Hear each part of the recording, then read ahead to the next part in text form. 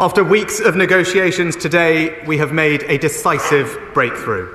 The Windsor Framework delivers free-flowing trade within the whole United Kingdom. It protects Northern Ireland's place in our union, and it safeguards sovereignty for the people of Northern Ireland. By achieving all this, it preserves the delicate balance inherent in the Belfast Good Friday Agreement.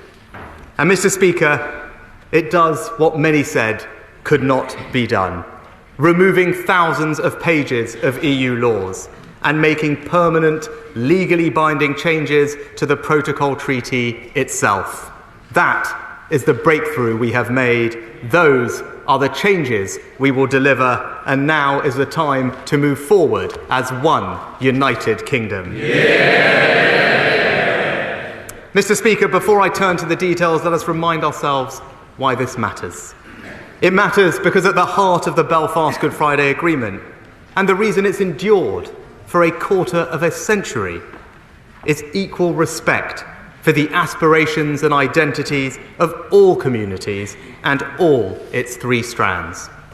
But the Northern Ireland Protocol has undermined that balance.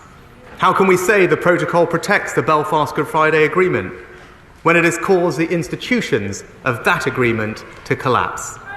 So in line with our legal responsibilities, we are acting today to preserve the balance of that agreement and chart a new way forward for Northern Ireland.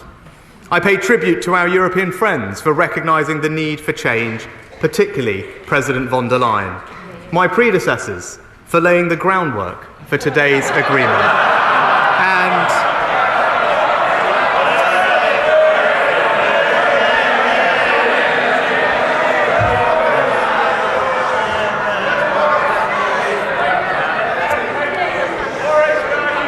and my right honourable friends, the Foreign and Northern Ireland Secretaries, for their perseverance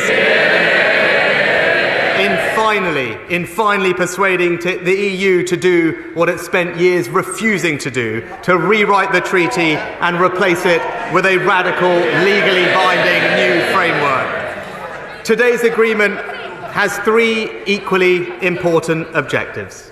First, allowing trade to flow freely within our UK internal market. Second, protecting Northern Ireland's place in our union. And third, safeguarding sovereignty and closing the democratic deficit. Let me take each in turn. Mr. Speaker, core to the problems with the protocol was that it treated goods moving from Great Britain to Northern Ireland as if they were crossing an international customs border. This created extra costs and paperwork for businesses who had to fill out complex customs declarations. It limited choice for the people of Northern Ireland, and it undermined the UK internal market, a matter of identity as well as economics. Today's agreement removes any sense of a border in the Irish Sea and ensures the free flow of trade within the UK. We have secured a key negotiating objective: the introduction of a new green lane for goods destined for Northern Ireland, with a separate red lane for those going to the EU. Within the green lane, burdensome customs bureaucracy will be scrapped and replaced with data sharing of ordinary existing commercial information. Routine checks and tests will also be scrapped. The only checks will be those required to stop smugglers and criminals. And our new green lane will be open to a broad, comprehensive range of businesses across the United Kingdom. I'm pleased to say we have also permanently protected tariff-free movement of all types of steel into Northern Ireland. And for goods going the other way, from Northern Ireland to Great Britain, we have scrapped export declarations, delivering finally completely unfettered trade. And Mr. Speaker, the commitment to establish the green lane is achieved by a legally binding amendment to the text of the treaty itself.